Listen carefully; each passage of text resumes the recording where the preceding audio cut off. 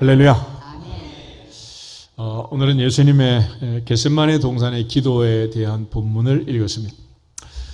본문은 마태복음 26장 36절부터 46절, 또 마가복음 14장 32절에서 42절에도 기록이 되어 있는 내용입니다. 특별히 예수님께서 극도의 고민과 고통 속에서 드려졌던 기도, 겟세마네 동산의 기도입니다. 특별히 내 뜻과 하나님의 뜻이 다를 때 어떻게 해야 할 것인가? 주님은 겟세마네 동산에서 기도하시면서 우리에게 답을 주셨습니다. 인간이 세상을 살면서 고통과 고민을 한다는 것은 에덴에서 쫓겨난 이후, 가시와 엉겅퀴가 있는 이 고통의 바다에 던져진 이후 인간에게 찾아온 운명, 숙명이라고 할 것입니다. 결국 신앙생활은 이 고난과 고통과 아픔과 근심, 걱정, 염려를 어떻게 극복해내고 감당하느냐 하는 수준에 따라서 믿음의 수준이 높을 수도 있고 낮을 수도 있고, 또 눈에 보이는 것들만 보지 않고 이면의 것들을 보고 또 한 수, 두 수 앞을 보면서 달려가는 것처럼 우리 인생이 바로 내 앞에 있는 것만 보지 않고 한 달 뒤, 1년 뒤, 10년 뒤, 20년 뒤 아들의 인생, 손자의 인생을 바라보면서 먼 미래를 생각하면서 살았던 믿음의 선진들처럼 살면 당장의 눈앞에 있는 이 고민과 번민으로 인하여 그렇게 큰 문제는 되지 않을 것입니다. 그러나 주님이라도 이 땅에 오셨을 때 당장 찾아오는 그 십자가의 죽음 앞에 주님은 고민하여 죽게 되었다, 이런 표현을 쓰고 있습니다. 마태복음 26장을 한번 찾아보겠습니다. 마태복음 26장 38절.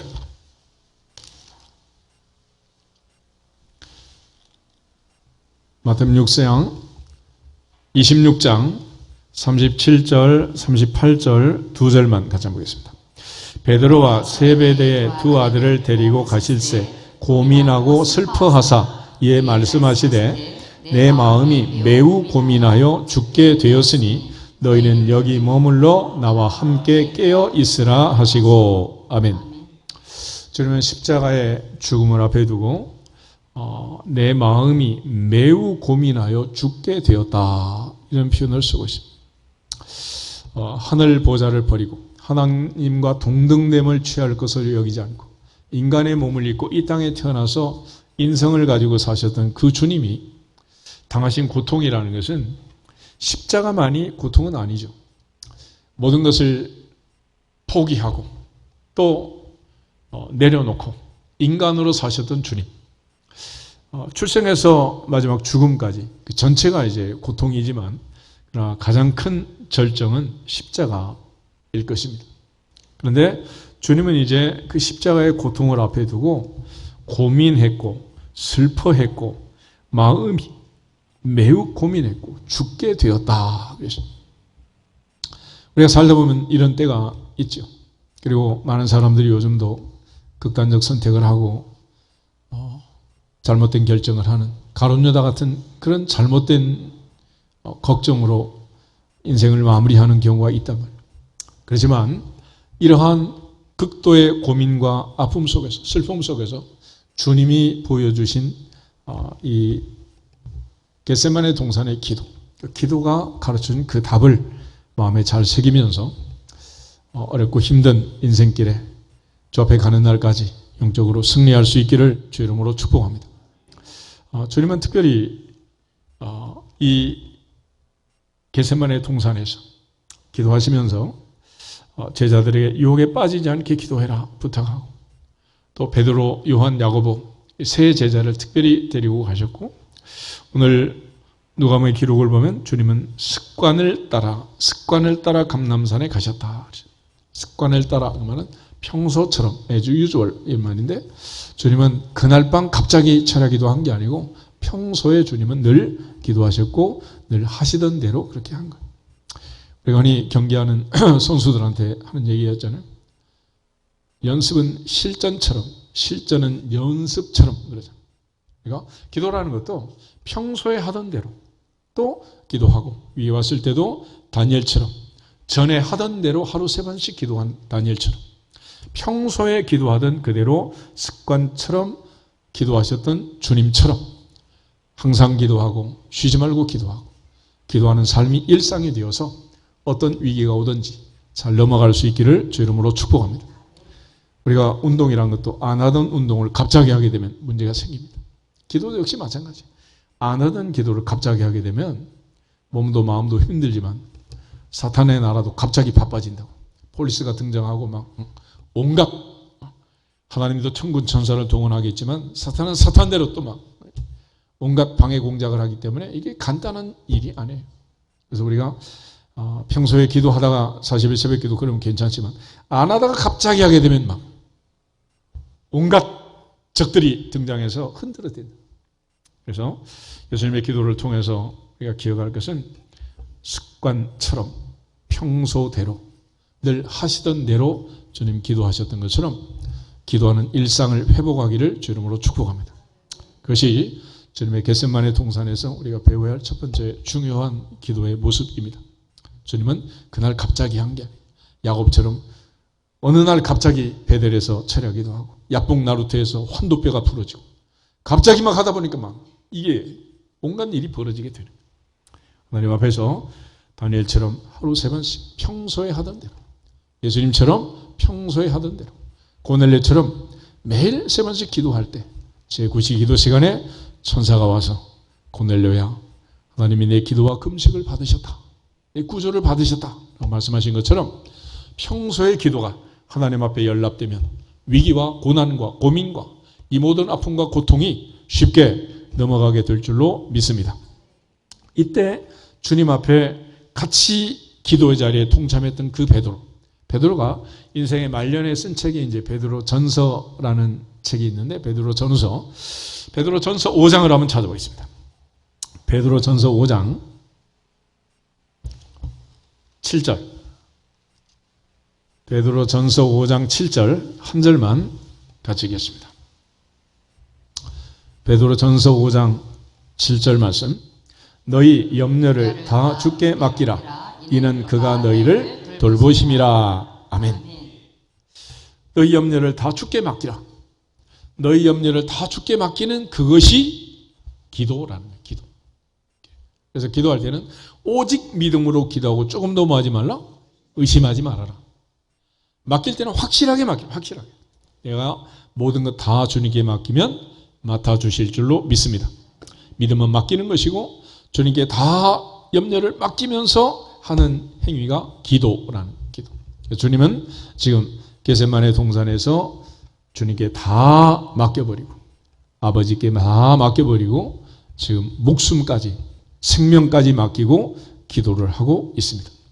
그런 차원에서 주님께서 고민과 번민에 빠져서 치우쳤다면 결국 문제는 해결되지 않았겠죠.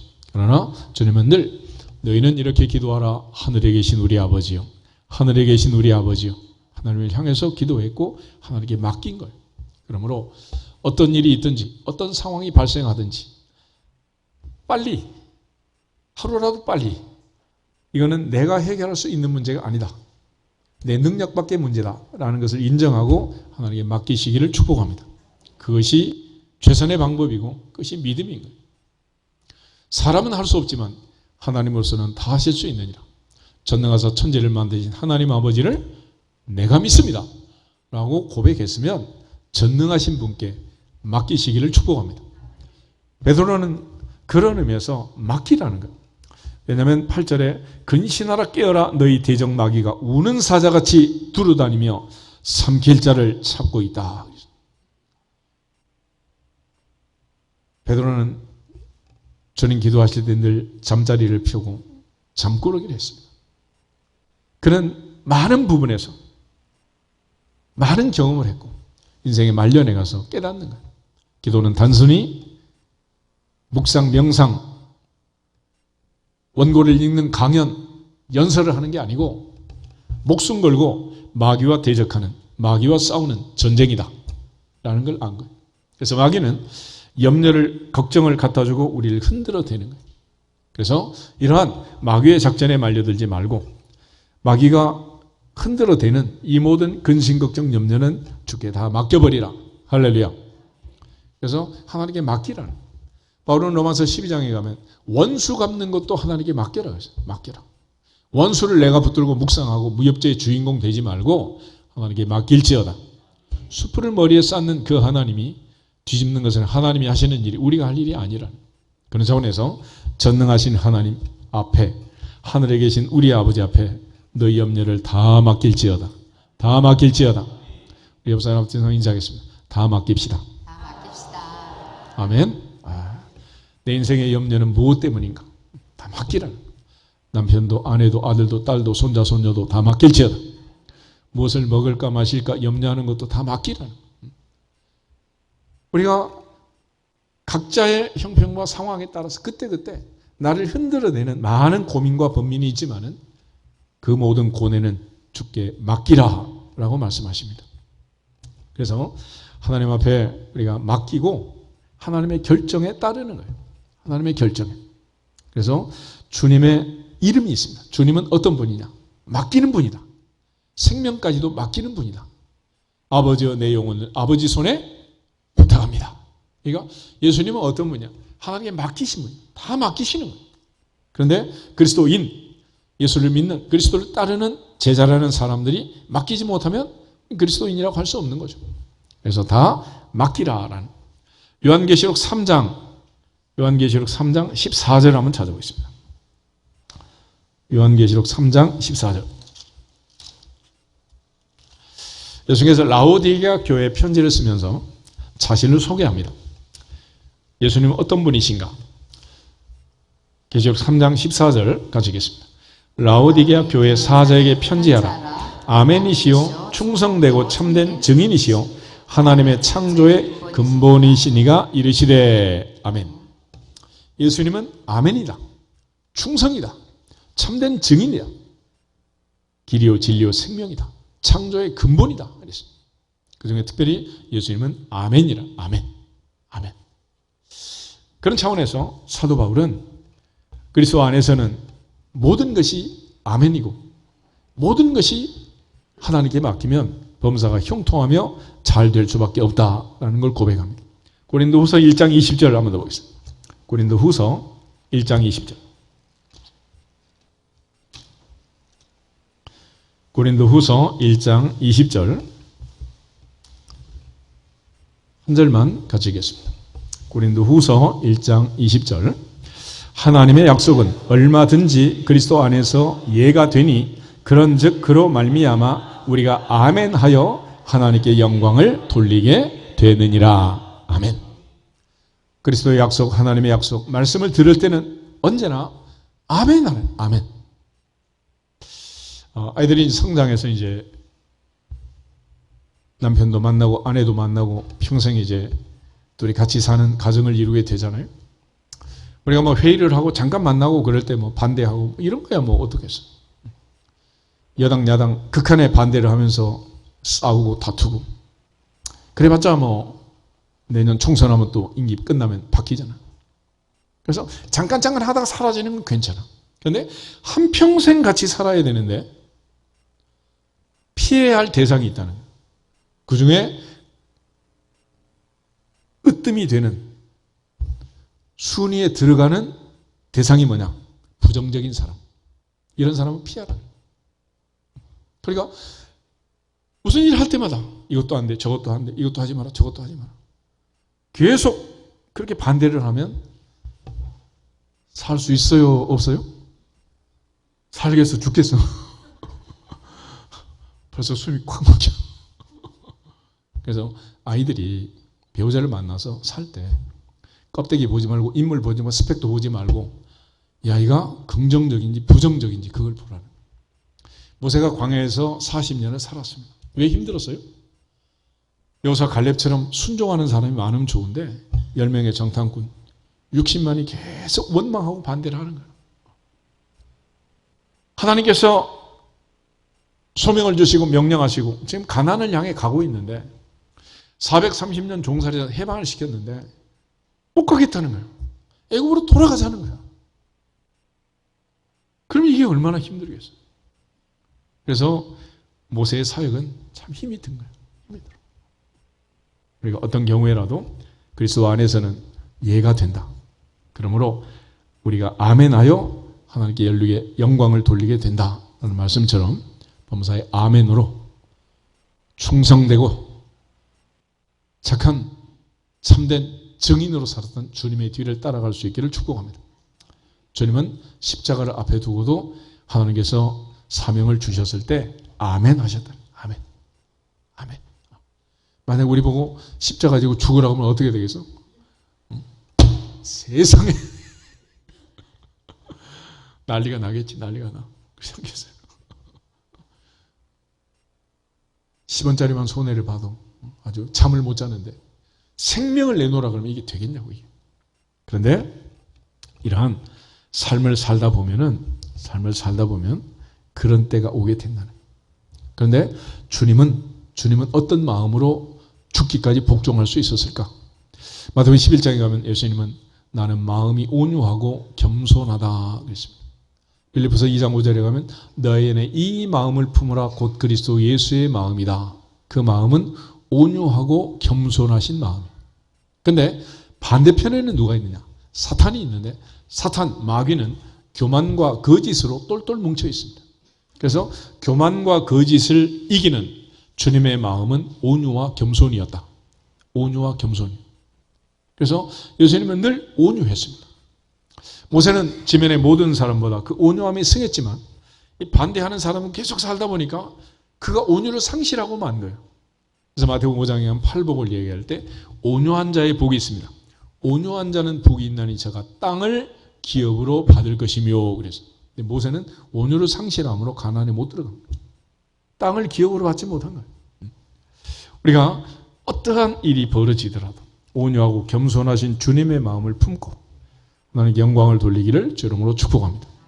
주님 이처럼 아멘하고 충성되게 십자가를 지고 온유하고 겸손하신 그 마음으로 십자가를 지신 건데 하나님은 교만한 자는 물리치고 대적하시고 겸손한 자에게 더욱 큰 은혜를 주시느니라. 그래서 우리가 하나님의 은혜가 아니면 또 감당할 수 없는 일이기 때문에 항상 겸손하게 더 큰 은혜를 받으시기를 주님의 이름으로 축복합니다. 그리고 예수님의 기도에 있어서 우리가 배워야 할 중요한 것 중에 하나는 뭐냐면 주님께서 지금 생명을 걸고 기도하는 생명. 네, 생명, 목숨. 여러분 예수님 말씀에 천하보다도 뭐가 중요하다? 네, 생명이 중요하다. 생명. 자기 생명을 목숨을 잃으면 무슨 의미가 있겠어요? 부자가 곡간을 많이 짓고 가득가득 세우고 내 영혼아 이제는 평안히 먹고 마시고 쉬어라. 여러 해 쓸 물건을 쌓아두었다. 그럴 때 주님 말씀 어리석은 자야 오늘 밤에 너의 영혼을 불러가면 너의 쌓아둔 모든 것이 누구의 것이 되겠느냐 그랬어요. 여러분 하나님 앞에서 마지막 날까지 건강하게 믿음에 견고히 있어서 성령 충만함으로 행복한 인생이 되기를 축복합니다. 그리고 하나님이 은혜 주지 아니하시면 다 의미 없는 일이라. 그런데 특별히 우리의 살고 죽는 것 이거는 하나님의 손에 달린 것입니다. 하나님의 손에. 그래서 이 사람이고 저 사람이고 모두 다 하나님께서 공평하게 다스리는 게 뭐냐? 죽음이란 죽음. 많은 사람들이 아프면 걱정을 합니다. 아파서 걱정하는 게 아니에요. 혹시 이것이 발전이 되고 진행이 되어서 죽을까 봐 걱정을 하는 거예요. 사탄은 마귀는 항상 우리에게 공격하는 최후의 무기가 뭐냐? 그러다 너 죽는다. 죽이겠다. 죽이겠다. 근데 예수님께서는 이 죽음에 대해서 겁내지 않았습니다. 바울도 우리는 사나 죽으나 주님의 것이다. 사나 죽으나 주님의 것이다. 죽음을 겁내지 않는. 그래서 히브리서 11장에 가면 믿음의 사람들은 세상이 감당하지 못할 자다. 다시 말해서 죽고 사는 문제는 내가 결정하는 것도 아니고 원수가 결정하는 것도 아니고 천능하사 천지를 만드신 하늘의 하나님, 살아계신 하나님, 하늘에 계신 우리 아버지 손에 달린 줄 믿습니다. 이 사실을 주님이 겟세마네 동산에서 다시 가르쳐 주신 거예요. 그러므로 살고 죽는 문제에 대해서는 걱정하지 마라. 단지 하늘신 은혜를 잘 감당하고 또 은사를 잘 관리해서 영육간에 건강하게 되면 사는 동안 모세처럼 건강하게 살다가 가는 거예요. 그렇지만 요즘 이제 한국 사람들 평균 나이가 한 83세 정도 된다 그래요. 근데 건강 나이는 한 73세 정도밖에 안 된대. 그러니까 한 10년 동안은 대부분 병원에 누워 있고 요양원에 있고 그러다가 이제 가시는 분이 많다는 것이 많다는 거예요. 그러니까 여러분 건강 관리를 잘 하셔야 됩니다. 건강하지 못하면 별 의미가 없어요. 지난 주간에 우리 전의대학교 총장님을 한번 만났는데 연세가 지금 83세가 되셨더라고요. 그래서 그분을 보면서 제가 많이 충격을 받았어요. 첫째는 귀가 잘 안 들려가지고 대화가 안 되더라고요. 자기 얘기만 하는 거예요. 대화를 한 게 주거니 받거니 해야 되는데 이 귀가 안 들리니까 자기 얘기만 하시고 이 대화가 안 돼요. 또 비싼 음식점에서 식사를 사드렸는데 겨우 국물만 드시고 이가 안 좋으니까 의미가 없어. 여러분 몸이 아프고 병들면 아무리 옷장에 그 멋진 양복 양장 걸어놓고도 결국 병원복하고 출입증밖에 못 입어요. 그렇지. 아무리 금은보화를 쌓아두고도 먹는 거는 본죽에서 죽이나 먹지 못 먹어. 그렇게 되는 거예요. 그러니까 건강하게 행복하게 꼭꼭 씹어서 잘 드시고 하나님께 영광을 돌리고 마지막 날까지 모세처럼 강건하시기를 축복합니다. 이게 삶의 질의 문제예요. 질. 그러니까 죽고 사는 생명의 수명은 하나님이 심장을 만드실 때 세팅해 놓은 게 있기 때문에 이게 하나님이 정한 만큼 뛰면 그때는 딱 멈추는 거예요. 이 사람의 참 다 똑같습니다. 건강해도 죽고 앞서도 죽고. 근데 요즘은 빨리 가면 좋은데 또 병원 의술이 너무 좋아가지고 죽기도 어려워. 죽기도 119 실려가지고 또 살려놓고 또 살려놓고 그냥 뭐. 웬만하면 살려놓으니까 죽기가 어려워. 죽기가. 그런데 문제는 숨만 쉬면 뭐 하겠냐는 거예요. 숨만 쉬면 누워만 있으면 뭐 하겠냐는 거지. 하나님 앞에 건강하게 행복하게 사시기를 축복합니다. 그런데 이 죽음, 목숨에 대해서 예수님께서 하나님께 맡기는 거예요. 내 영혼을 아버지 손에 부탁합니다. 그리고 나의 원대로 마시고 누구 원대로? 아버지 원대로 하십시오. 그래서 막상 죽음이 왔을 때 결심을 하고 결단을 하고 하나님께 맡기는 거예요. 그래서 예수님이 이 겟세마네 동산에서 보여주신 것은 죽음 앞에 잠시 고민과 슬픔에 빠졌지만 마침내 주님은 아버지의 결정에 맡기기로 따르기로 결단을 하는 거예요. 창세기 43장을 한번 찾아보겠습니다. 창세기 43장을 보면 야곱 이야기가 나옵니다. 야곱. 그런데 이 야곱은 할아버지 아브라함, 할머니 사라, 아버지 이삭, 어머니 리브가의 대를 이어 태어난 사람 아니겠어요? 그런데 그의 아버지 이삭과 어머 리브가는 편애를 했습니다. 자식들을 편애한 거예요. 그래서 야곱과 에서는 전혀 다른 성장 과정을 거칩니다. 에서는 아버지 이삭이 사냥한 고기를 좋아했고 육식을 좋아해서 계속해서 사냥을 열심히 하고 더 멋진 사냥꾼이 됐어요. 누구를 기쁘게? 아빠를 기쁘게 하기 위해서. 그런데 반대로 야곱은 엄마 치마 부엌에 들락날락 하면서 인류 셰프가 된 거예요. 파죽한 것으로 형의 장자권을 빼앗을 만큼 아주 대단한 셰프가 된 거 아니에요? 요즘 텔레비 보면 전 세계를 누비면서 셰프하는 분 한 분 있더만 백 셰프라고 어쨌거나 여하튼 이 팥죽 한 그릇에 형의 장자권을 살 만큼. 근데 이게 어떤 결과냐? 아빠 엄마의 편애의 결과, 편애. 그래서 아이들이 공부를 열심히 하고 잘하는 애들은 왜 공부를 열심히 하느냐? 엄마를 기쁘게 하려고. 그런데 엄마를. 남편들이 열심히 가서 돈 벌고 아침부터 저녁까지 수고를 하잖아. 저 먹고 잘 입고 잘 쓰려고 하는 남편은 한 명도 없어. 누구를 기쁘게? 집에 있는 여우 같은 마누라 기쁘게 하려고. 근데 한마디만 칭찬을 하고 수고했다 이러면 될 거를 그거를 안 해. 그거를 평생을 이래가지고 싸우는 거야. 이래가지고. 그래서 아이들을 보면 어려서부터 아이들은 눈치가 빠르잖아. 그래서 엄마가 뭘 좋아하는지 아빠가 뭘 좋아하는지 이걸 아는 거야. 그래서 에서는 사냥꾼, 야곱은 셰프. 이렇게 이제 진로가 정해진 거지. 그런데 야곱은 형의 장자권을 빼앗고 죽이려는 이 살해를 느끼고 이제 도망을 치기 시작합니다. 리브가도 역시 에서의 성격을 알고 사냥꾼이고 칼과 활을 들고 다니는 애잖아. 이 보통 애가 아니란 말이에요. 그래서 소나기는 피하고 보자. 그래서 외갓집으로 피신을 시킵니다. 며칠만 가 있으라. 근데 그게 영원한 굿바이가 된 거예요.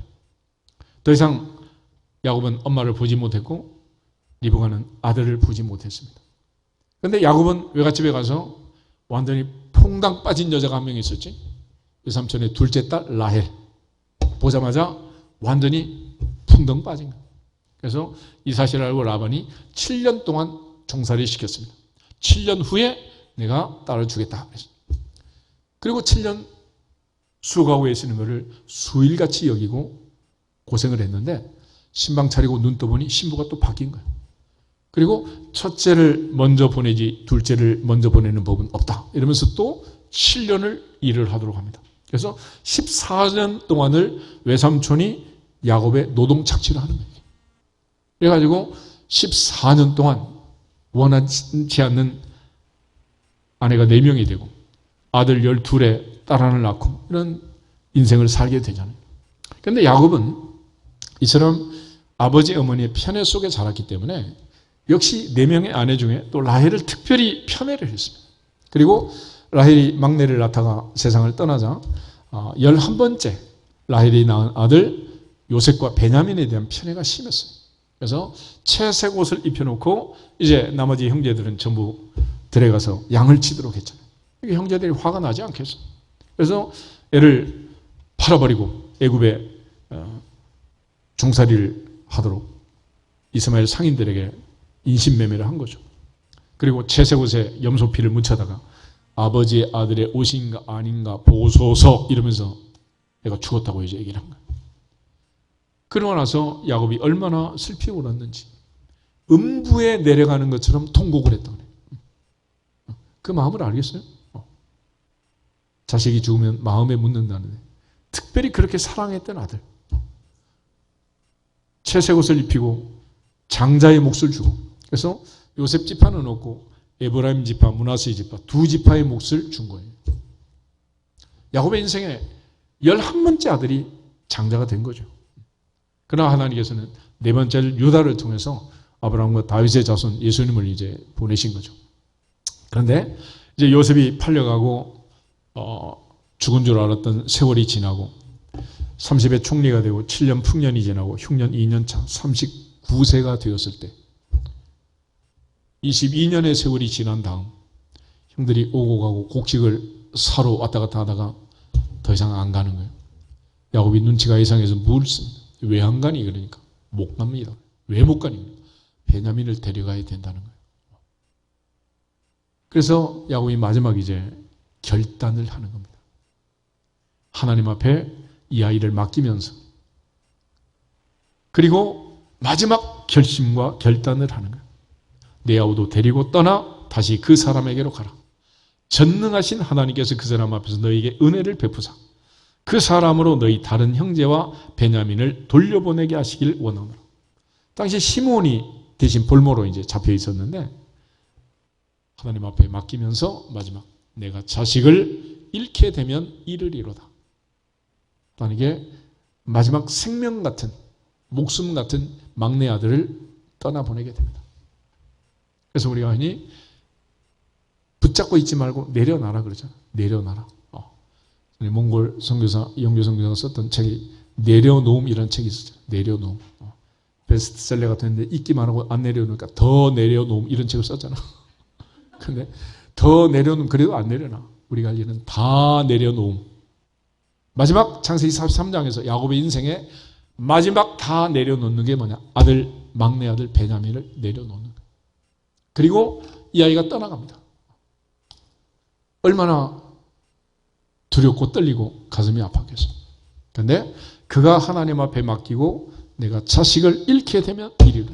자식의 생명을 맡겼을 때 하나님께서 놀랍게 역사하셔서 베냐민을 돌려보내 주시고 죽은 줄 알았던 아들 요셉이 22년 만에 애굽의 총리가 되어 돌아오고 죽은 아내의 어쩔 수 없겠지만 하나님께서 돌려주시는 그런 역사가 일어나게 됩니다. 하나님 앞에서 목숨 걸고 기도한다는 것이 무엇이냐? 그는 내 목숨줄을 하나님께 맡기는 것이에요. 바울은 살아도 주님을 위하여 살고 죽어도 주님을 위하여 죽나니 사나 죽으나 우리가 주님의 것이다 그랬습니다. 바울은 소아시아에서 복음을 전하다가 이제 예루살렘 행을 선택하게 되는데 가는 곳마다 성령 충만한 예언자들이 예언을 합니다. 이번에 가면 죽는다. 환난과 결박이 기다리고 있다. 그래서 바울의 허리띠를 갖다 묶어서 이 띠 임자는 반드시 결박된다. 이렇게 말했어요. 그러나 바울은 목숨을 하나님께 맡기고 사명자의 길을 가는 것입니다. 사도행전 20장을 한번 보겠습니다. 사도행전 20장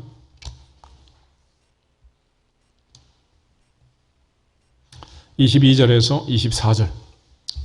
사도행전 20장 22절. 사도행전 20장 22절. 보라, 이제 나는 성령에 매여 예루살렘으로 가는데 거기서 무슨 일을 당할는지 알지 못하노라. 오직 성령이 각 성에서 내게 증언하여 결박과 환난이 나를 기다린다 하시나 내가 달려갈 길과 주 예수께 받은 사명 곧 하나님의 은혜의 복음을 증언하는 일을 마치려 하면은 나의 생명조차 조금도 귀한 것으로 여기지 아니하노라. 아멘.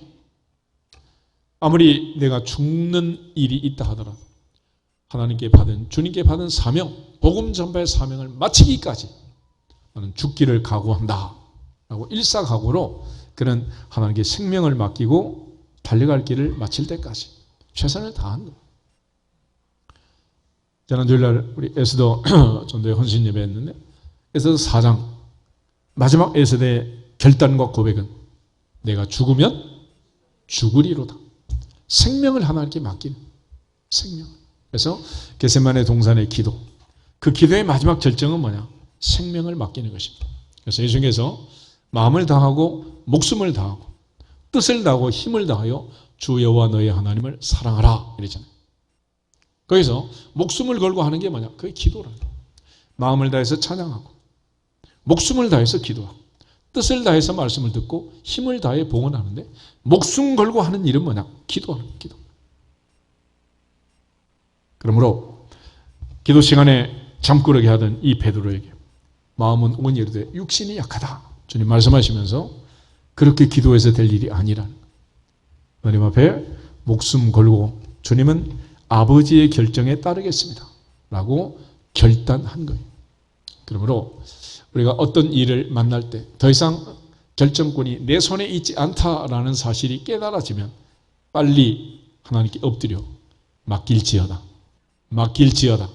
생명을 맡기는, 목숨을 맡기는.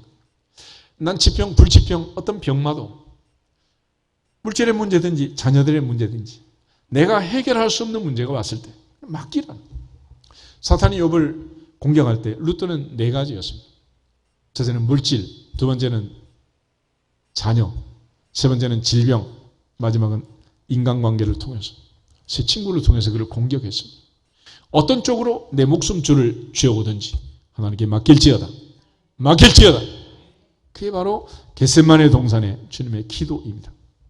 그런데 이 기도를 통해서 우리가 또 하나 기억할 것은 주님께서 마지막에 말씀하십니다.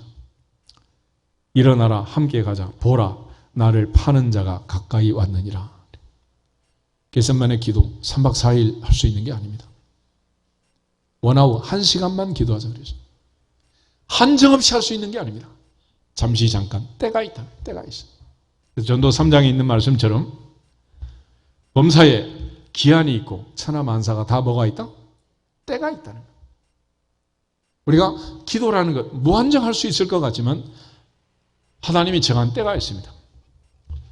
역사적으로 보면 주님이 오실 때까지, 주님 오시고 나면 그때는 더 이상 할 수 있는 게 없어요.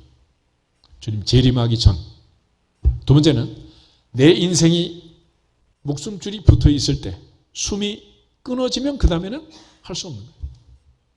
그런데 문제는 뭐냐면 그 목숨줄이 끊어지고 하나님이 나를 데려가실 날짜를 알 수 있는 사람이 있다 없다? 없는 거예요. 1시간 뒤에 무슨 일이 있을지도 알아요? 몰라요? 몰라요. 내일 일을 모르는 게 아니라 1시간 뒤도 모르는 거예요. 그래서 바울은 지금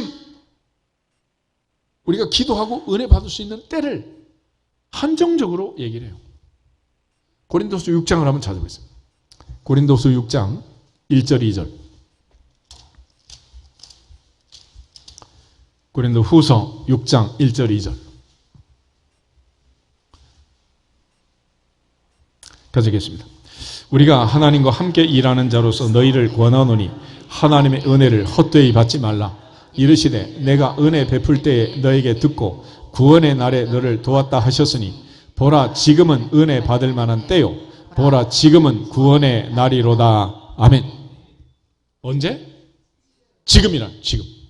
여러분 공부를 잘하는 애와 못하는 애의 차이점은 뭐냐? 선생님이 강의를 하면 어느 내용이 중요한지 중요하지 않은지를 모르는 게 아니에요. 공부 잘하는 애도 모르는 애도 이게 밑줄 쫙 하고 이게 중요하다는 걸 알아요. 근데 잘하는 애는 그 시간에 머리에 집어넣는 거야. 이 중요하다는 사실 알고 쉬는 시간에 집어넣고 집에 가기 전에 다 집어넣어. 근데 못하는 애들은 중요한 걸 알지만은 언제 할까요? 집에 가서. 그리고 집에 가면 해? 또 하루 넘겨. 그러면 주말에 몰아서. 그러다가 한 달 몰아, 두 달 몰아. 중간고사, 기말고사. 그렇게 남겨진 숙제가 지금 40, 50, 60, 70이 되도록 못하고 지금 쌓여 있는 게 우리 아니야, 이게.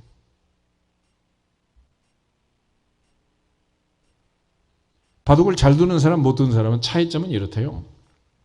구단하고 초단의 차이점은 구단은 복기를 한대, 복기를. 첫 번째 수부터 마지막 결정타까지. 다시 복귀를 한다는 거예요. 복귀를. 근데 그게 이겼든지 졌든지 항상 돌아본다는 거예요. 항상.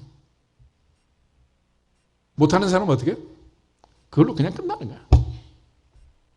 그래서 우리가 뭐 가계부를 쓰고 어떤 그런 기록들을 남기잖아요. 뭐 이런저런 여러 가지 뭐 얘기할 수 있겠지만은 기록을 남기고 따져보는 사람은 규모 있게 수익과 지출을 관리하는 것이고 기록하지 않는 사람은 어떻게 해요? 생각나는 대로 그냥 쓰는 거지 뭐. 그렇게 하는 거 아니겠어? 똑같아. 그래서 우리가 예배 드리고 그리고 마무리 기도하는 것은 왜 하느냐? 지금이 바로 기회야. 지금 하지 아니하면 지금 하나님께 다짐하고 결심하지 아니하면 끝이라. 그래서 하나님 앞에 예배드리는 이 짧은 시간이지만은 찬양도 하고 기도도 하고 말씀도 듣고 봉헌도 하고 할렐루야. 짧은 시간이지만 이거 하는 거예요. 그래서 하나님 앞에 예수님께서 기도하면서 생명을 맡긴 것처럼 기도하는 그 시간이 무한정 할 수 있는 게 아니라는 거예요. 바울은 하나님의 은혜를 헛되이 받지 마라. 허송세월하지 마라. 보라 지금이 은혜 받을 만한 때고 지금이 구원의 날이라는 거예요. 그래서 내 인생을 바꾸려면 무슨 일이든지 언제부터 해야 된다? 지금부터. 그래서 그 유명한 속담이 있잖아. 오늘 할 일을 어떻게 해라? 내일로 미루지 말라. 미루지 마. 내일은 사탄의 날이고 내일부터 하겠다는 속삭임은 사탄의 속삭임. 그래서 다이어트를 하면 오늘부터 해야 되는데 항상 다이어트는 내일부터 그러니까 우리 항상 빵을 먹고 빵빵하게 살아가는 거예요. 예수님의 기도를 통해서 다시 기억할 것은 기도는 때가 있다. 기도도 때가 있다. 할 때가 있어. 하고 싶어도 할 수 없는 더 이상 아무 힘이 없는 그런 때가 곧 온다는 거예요. 그래서 범사에 유효기간이란 게 있잖아요. 할 때가 있어요. 때. 다니엘이 사자굴을 앞에 두고 한 달 동안 기도를 하게 됩니다. 때가 있어. 때가. 그러니까 뭐든지 하나님이 정한 그 때를 따라서 하나님께서 복을 주신다. 범사에 기한이 있고 천하만사가 다 때가 있다 그랬습니다. 무엇보다도 겟세마네 동산의 기도에서 주님이 강조하신 것은 나의 뜻이 아니라 하나님의 뜻, 나의 원하심이 아닌 하나님의 원하심을 찾았습니다. 인간적으로 육신을 가진 예수님의 이 고통과 번민은 살고 싶은 거 아니겠어요? 육체의 목숨을 버리고 싶지 않은 거 아니겠어요? 그러나 하나님의 뜻은 분명했습니다. 아담은 욕심을 부리고 결국 죄를 짓고 에덴에서 쫓겨나서 인류는 아담처럼 죄를 짓고 사망에 이르게 되었습니다. 그러나 예수님께서 순종하심으로 우리를 억만죄악에서 살려주신 거 아니겠어요? 그래서 하나님의 구원 계획은 죄 없는 아들을 우리의 죄값으로 십자가에 내어주시고 우리를 살리는 거예요. 주님은 이 사실을 너무도 잘 알고 있었고 이 뜻을 이루게 이 땅에 오셨기 때문에 나의 원대로 마시고 아버지 원대로 하시옵소서 그런 거예요. 그러니까 내 뜻과 하나님의 뜻이 충돌할 때 주님은 아버지의 뜻, 하나님의 뜻을 찾았던 것입니다. 하나님은 세상을 이처럼 사랑하사 독생자를 주셨고 우리가 연약할 때 죄인이었을 때 원수였을 때 죄 없는 아들을 십자가에 내주심으로 우리에 대한 자기의 사랑을 확증하신 거예요.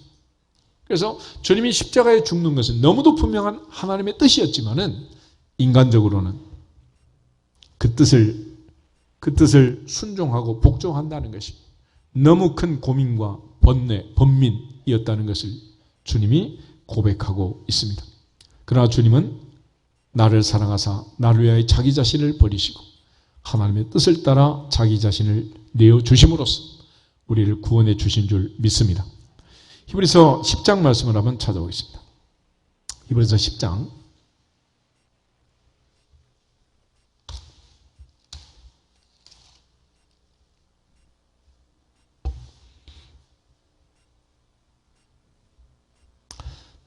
6절 7절 두 절을 먼저 보겠습니다.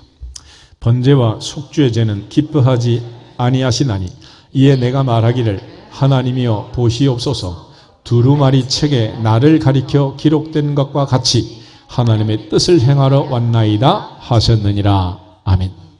주님이 이 땅에 오신 것은 뭘 하러 오셨다? 하나님의 뜻을 행하러 오셨습니다. 10절 보겠습니다. 10절 이 뜻을 따라 예수 그리스도의 몸을 단번에 들이심으로 말미암아 우리가 거룩함을 얻었노라. 아멘.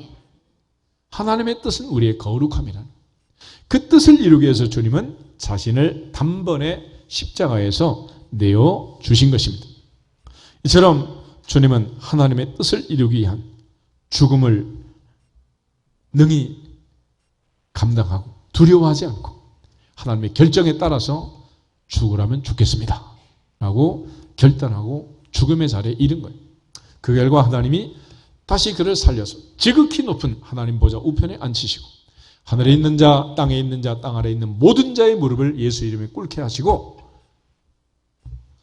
지존하신 이름, 가장 위대한 이름, 그 예수의 이름으로 우리가 기도하고 믿음으로 선포하고 범사에 복을 받도록 은혜를 주신 줄 믿습니다. 이처럼 하나님께서 우리에게 주신 그 은혜를 받기 위해서 주님은 온유하고 겸손하신 분이었다. 그래서 우리의 싸움은 교만한 자가 되어서 대적하는 자가 아니라 겸손한 자가 되어서 순종하고 더욱 큰 은혜를 받아서 하나님께 영광을 돌릴 수 있기를 축복합니다. 로마서 12장을 한번 찾아보시면 사도 바울은 그렇게 해서 구원받은 성도의 삶, 그것은 영적 예배라는 걸 강조하는데 영적 예배란 무엇이냐? 우리가 하나님 앞에 구원받은 자로서 목숨줄을 살려주신 그 은혜에 감사하면서 우리가 해야 할 일이 무엇인가? 1절, 2절, 2절 보겠습니다. 그러므로 형제들아 내가 하나님의 모든 자비하심으로 너희를 권하노니 너희 몸을 하나님이 기뻐하시는 거룩한 산 제물로 드리라. 이는 너희가 드릴 영적 예배니라. 너희는 이 세대를 본받지 말고 오직 마음을 새롭게 함으로 변화를 받아 하나님의 선하시고 기뻐하시고 온전하신 뜻이 무엇인지 분별하도록 하라. 아멘. 우리가 범사에 해야 할 가장 중요한 일은 하나님의 뜻이 무엇입니까? 라는 걸 분별하는. 특별히 예배 시간에 하나님 말씀을 통해서 찬양을 하면서 기도를 하면서 봉헌을 하면서 내 인생을 돌아보면서 또 앞으로 주실 은혜를 기대하고 기다리면서 하나님 앞에서 하나님의 뜻이 무엇입니까? 할렐루야. 그걸 돌아보라는 거. 그러니까 예배 시간에 하는 일이 뭐냐? 그냥 뭐 찬양하고 뭐 기도하고 뭐 이런 것 같지만은 그러나 가장 중요한 본질이 하나 있다는 거예요. 그는 하나님의 뜻이 무엇입니까? 내 인생을 향한 나를 향한 하나님의 계획이 무엇입니까? 그래서 하나님은 당신을 사랑하시고 당신을 위한 놀라운 계획을 갖고 계십니다. 라는 이게 사역의 첫 번째 원리인데, 하나님의 뜻, 나를 향하신 하나님의 뜻, 교회를 통해서, 우리 가정을 통해서, 자녀들을 통해서, 삼라만상을 통해서, 이 계절을 통해서, 하늘과 땅과 별들을 통해서, 들려오는 모든 세계적인 국내 국외 뉴스를 통해서 하나님 계속해서 우리에게 들려주는 이 모든 복잡한 세상을 살면서 던져야 할 최고의 질문은 뭐냐? 아버지의 뜻이 무엇입니까? 하나님의 선하시고 온전하시고 기뻐하신 하나님의 뜻이 무엇입니까? 그걸 찾으면 된다. 여보 4장에서도 아침 안개처럼 사라질 수밖에 없는 연약한 인생들이 내가 어느 도시에 가서 1년 장사해서 돈 벌겠다, 이렇게 경영 계획을 세우는 자들에게 주님 하신 말씀, 주의 뜻이면 이것도 하고 주님의 뜻이면 저것도 하리라. 그 이상 말하는 것은 교만이라. 교만. 하나님의 뜻 안에 있는 거지 주님의 뜻을 벗어나기 어렵다라는 것입니다. 그런 차원에서 주님이 원하시면 목숨도 내놓겠습니다 라는 일사각오로 달려간 바울처럼, 주님처럼, 에스더처럼, 다니엘처럼, 특별히 아들의 생명줄을 내놓은 야곱처럼 하나님께 맡길 수 있기를 주 이름으로 축복합니다.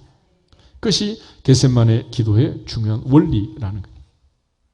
또 하나, 우리가 이러한 극도의 고민과 번뇌를 하고 내 마음이 죽게 된 이런 상황이 왔을 때 세상 사람들은 그걸 통해서 이제 끝났구나라고 죽음을 바라보게 됩니다. 그런데 믿음의 사람들은 그런 상황이었을 때 죽음을 보면 안 된다는 거예요. 에레미야를 통해서 에레미야 19장에 하나님이 바벨론 포로를 예언할 때 이렇게 말합니다. 너희를 향한 나의 생각을 내가 아나니 재앙이 아니라 평안이요 미래와 희망을 주는 것이다. 미래와 희망을 주는 것이다. 신앙생활은 항상 미래 지향적이고 미래는 희망으로, 소망으로 충만한 사실을 믿고 믿어지기를 축복합니다. 그래서 지금까지 살아온 인생보다 앞으로 주실 인생, 그게 훨씬 더 크고 위대하다는 거예요. 로마서 5장 3절 4절 한번 찾아보겠습니다. 로마서 5장 3절 4절. 로마서 5장 3절 4절. 다만 이뿐 아니라 우리가 환난 중에도 즐거워하나니 이는 환난은 인내를, 인내는 연단을, 연단은 소망을 이루는 줄 알미로다. 아멘. 하나님 소망을 주세요. 그럼 뭘 보낸다고? 환난을 보내. 환난. 욥처럼 인내하게 해주세요. 그럼 뭘 보내? 환난을 주신다. 환난. 그래서 야고보서 1장에 보면 너희가 여러 가지 환난을 만나거든 온전히 기쁘게 여기라. 너희 믿음의 시련이 인내를 만들어낸 줄 너희가 알미라. 인내를 온전히 이루라. 이는 너희로 하여금 온전하고 구비하여 조금도 부족함이 없게 하려 함이다. 그래서 환난이 오면 환난은 인내를, 인내는 연단을, 연단은 소망을 이루는데 이 인내를 그냥 참다 못 참고 끝나는 게 아니라 연단, 연단은 뭐냐면 용광로에서 용광로 불 속에 집어 던지면 금은 동철은 순도 99.9999%의 순금으로 그렇게 단련되어 나오게 되어 있습니다. 욥의 고백처럼 주께서 나를 단련하신 후에는 내가 순금같이 나오리라. 순금같이 나오리라. 그래서 하나님께서 이 환난을 통해서 우리를 인내하게 하시고 인내가 계속해서 습관이 되고 훈련이 되고 연단이 되면 순금이 돼요. 순금. 그리고 마침내는 소망이 된다라고 얘기를 합니다. 그런 차원에서 다윗은 그 많은 어려움과 환난을 당했지만은 그러나 그 환난 속에서 소망을 찾은 거예요. 소망. 환난은 인내를, 인내는 연단을, 연단은 소망을 안다 그랬는데 시편 39편을 한번 보겠습니다. 시편 39편.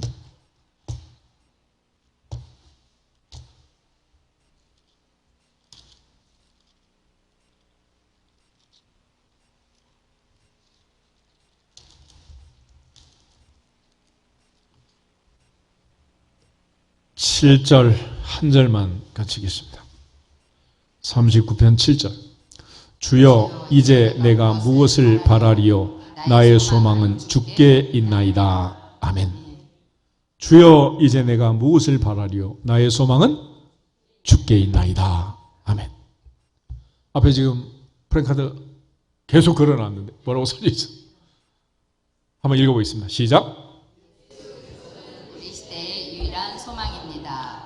우리 시대의 유일한 소망은 예수 그리스도. 할렐루야. 예수밖에 소망이 없어요. 다윗은 주님께만 소망이 있습니다. 그런데 그 소망은 어디를 통해 오느냐? 환난은 인내를, 인내는 연단을, 연단은 소망을 이루는 줄 안다는 거예요. 그러므로 하나님께서 환난을 보내실 때는 우리에게 소망을 주기 위한 특단의 조치고, 바벨론 포로 70년의 그 고통은 재앙이 아니라 평안이고 미래와 희망을 주기 위한 하나님의 특단의 조치라는 것을 믿고, 예레미야가 선포한 것처럼 우리 모두 내 인생에 환난이 왔을 때 소망을 바라보고 새 희망을 꿈을 꿀 수 있기를 주의 이름으로 축복합니다. 결과적으로 우리에게 어려움이 오고 고통이 왔을 때 이겨내는 것은 말씀과 기도라는 거예요. 성령의 검고 하나님의 말씀을 가져라. 그러나 무시로 성령 안에서 기도하고 하나님께 영광을 돌릴 수 있기를 주의 이름으로 축복합니다. 우리 빌립보서 4장을 읽고 기도하겠습니다. 빌립보서 4장 4절부터 7절을 보면 사도 바울이 감옥 안에서 옥중에서 편지를 쓰면서 빌립보 성도들에게 환난과 시련을 극복하는 우리가 늘 잘 알고 있는 간단한 비법을 알려주었습니다. 4절부터 7절을 같이 읽겠습니다. 주 안에서 항상 기뻐하라. 내가 다시 말하노니 기뻐하라. 너희 관용을 모든 사람에게 알게 하라. 주께서 가까우시니라. 아무것도 염려하지 말고 다만 모든 일에 기도와 간구로 너희 구할 것을 감사함으로 하나님께 아뢰라. 그러면 모든 지각에 뛰어난 하나님의 평강이 그리스도 예수 안에서 너희 마음과 생각을 지키시리라. 아멘. 이제 다음 주일이 맥주 감사 주일이고 6개월이 지나가고 새로운 6개월을 시작하는 첫 주일입니다. 오늘 이 말씀을 통해서 내가 6개월 동안 잘 살았는지, 이대로 살면 되겠는지, 바꿔야 되겠는지, 이게 기준이 되는 거예요. 첫째, 기뻐하라 그랬습니다. 내가 기쁨을 빼앗기고 살았는지, 기쁨을 누리며 살았는지, 기쁨의 척도로, 기쁨의 자로 내 인생을 반성하고 계획할 수 있기를 축복합니다. 두 번째는 관용입니다. 주님은 70번씩 7번이라도 용서하고 하루 7번이라도 용서하라 그랬습니다. 원수 갚는 것은 하나님께 맡겨라 그랬어요. 쓸데없는 생각, 무너진 인간관계 이런 것들 때문에 내 인생이 망가지면 안 된다는 거예요.